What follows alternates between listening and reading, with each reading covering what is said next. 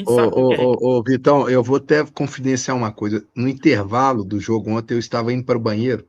Na hora que eu fui subir na escada ali da tribuna, eu dei de cara com o Paulo Brax. Eu virei para ele e falei assim: se tiver jeito de cortar o sinal desse jogo para a Argentina, corta, porque é capaz dele desistir de vir. Aí ele falou: não, calma, não, ele é um bom treinador, as coisas vão melhorar. Segundo tempo, o time isso, aquilo. Aí ele disse: esquivou, mas nós vimos que, que eu vou dizer, ele ontem É. percebeu que ele vai ter trabalho. Eu quero até aproveitar em cima do que ele falou, fura a bola, revolta e tudo. É, ontem, depois do jogo, mas no final da noite, eu estava conversando com uma pessoa do Atlético, ele me disse o seguinte: eu sinto que falta muita vibração desse time do Atlético ainda.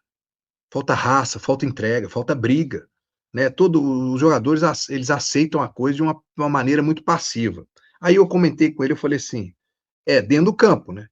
Que fora do campo ontem, Vitão, diferente dos outros jogos, a gente foi liberado para poder ir para a zona mista, faltando 5 minutos para acabar o jogo. Então conseguiram ver a reação dos jogadores na saída. Nós conseguimos ver os jogadores entrando no Ah, eu vi vestiário. seu Não, tweet. Eu vi seu não, tweet. não podemos fazer nenhuma imagem. Eu ia fazer imagem, eu estava Mas fazendo consegue, imagem, mas consegue ver e pode mas, relatar. mas eu vi e relatei. Uhum. E o que a gente viu foi os jogadores passando muito nervosos e puto. O que mais me chamou atenção foi o André Souza, porque ele gritava: porra! Tomaram com que juvenil, que amadorismo, porra! Chuta a bola pra fora, tomar um gol assim, cara. Esparrou pro time todo. Beleza. É uma sensação de quem tá revoltado ter tomado um gol no último minuto. Isso eu não acho que é errado, não. Tem que sentir. O Coelho passou xingando em espanhol, falando baixo, não entendi nada. Só que na hora que ele tá perto de entrar, ele virou, deu um bico na parede lá da. Eu falei, cuidado que quebra o pé numa dessa, né? Aí vai dar. Mas deu pique, saiu. E quando ele passou pela zona mista depois, eu falei, o Coelho, uma palavrinha, ele falou, não, não. Eu falei, só queria saber, porque você tava meio nervoso ali. Ele falou, do jogo e riu. Do jogo, né? Tipo, você chutou a parede ali, ele riu do jogo. Tal. Essa revolta, depois do jogo, para mim, ela tem que ser colocada dentro de campo também, Vitão. Tem que ser colocada na disputa das bolas, na dividida, na hora que erra um passe bobo, na hora que os caras. Cobrar mais, o time tem que se cobrar mais. A gente não vê isso no Atlético, então. É um time realmente muito morno. Você concorda com isso, não? Concordo, Breno, e não é de hoje. São, nos últimos 11 jogos na Arena MRV, são somente 2 vitórias. E uma dessas vitórias foi contra aquele Vasco, que estava nas vésperas de jogar a semifinal de Copa do Brasil, que veio com os reservas, tomou 5-0 e teve um jogador expulso ainda no primeiro tempo, né? E assim, para mim, essa morosidade do time, né? O pessoal do futebol usa uma outra expressão que eu não vou falar aqui, que ele é muito chula, que é alguma coisa mole. Essa morosidade do time, para mim, é um reflexo da diretoria. Eu acho que, assim, a sensação que me passa, né, da diretoria do Atlético, que é um ambiente sem a cobrança como o futebol tem que ter da cobrança.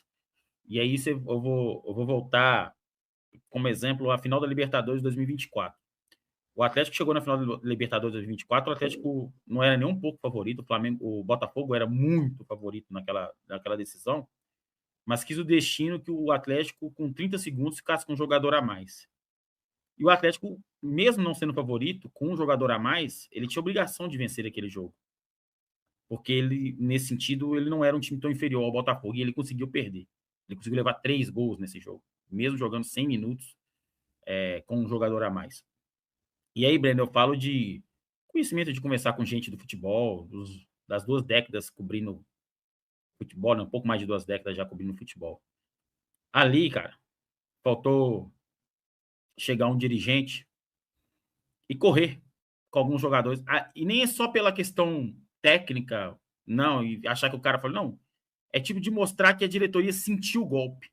Sabe, assim, não vamos permitir esse tipo de coisa no clube. Não pode acontecer uma coisa dessa.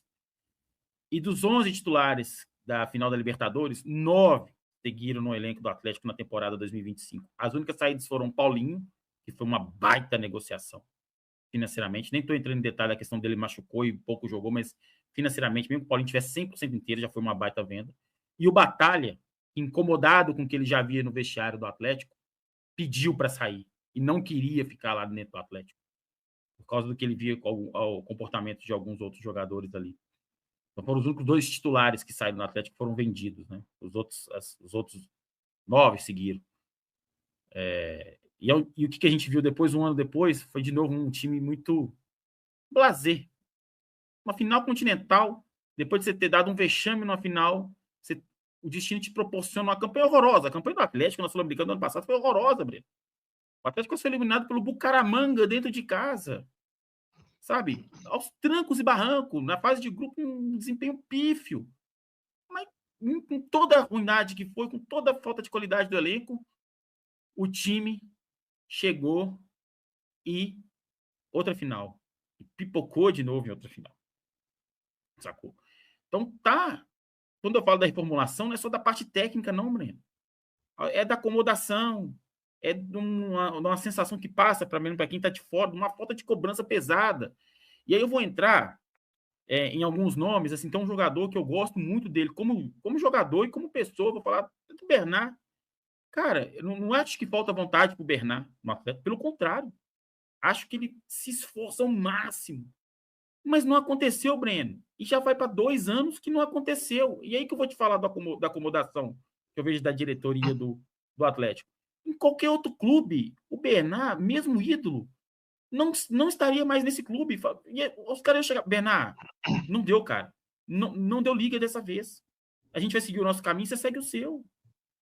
Aí, cara, o Igor Gomes, pô, legal, ficou sem contrato com o São Paulo, o cara tá aí desde 2023, né, Breno? 23, 24, 25. Lá vai pra 4ª temporada. Mas não aconteceu. Igor Gomes, sucesso na sua carreira. Desejamos tudo de bom pra você. Vai seguir seu rumo, a gente vai seguir o nosso. Vamos procurar gente nova. Tô usando esses 2 exemplos, você tem vários. Podemos seguir o Scarpa. Não aconteceu com a camisa do Atlético. Não foi. Todo treinador que chega põe um cara no banco. Isso é um indício, velho. Isso é um indício. A coisa que o treinador de futebol mais quer na vida é ganhar. Porque quando ele ganha, ele tá comprando tempo no clube. Então ele vai procurar, tirando alguns que acho que nem sei se ainda tem isso no futebol, mas já teve no passado que tinha treinador que recebia para escalar jogador. Então o treinador quer colocar o que ele tem de melhor, com o que ele tem de melhor para ganhar. Cara, o Scarpa viveu um momento de reserva com o Milito, viveu um momento de reserva com o Cuca, viveu um momento de reserva com o Sampaoli. E eu não sei se ele vai jogar com o Eduardo Domingues. Sabe, assim.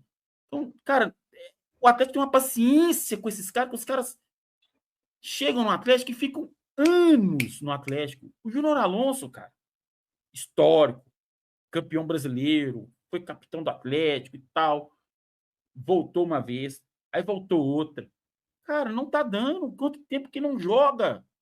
Chega pro cara, Alonso, infelizmente, não dá mais. Vamos seguir seu caminho. Sabe? E com vários jogadores. É óbvio que eu tô falando de jogadores que estão jogando ali. Aí você vai pegar um exemplo.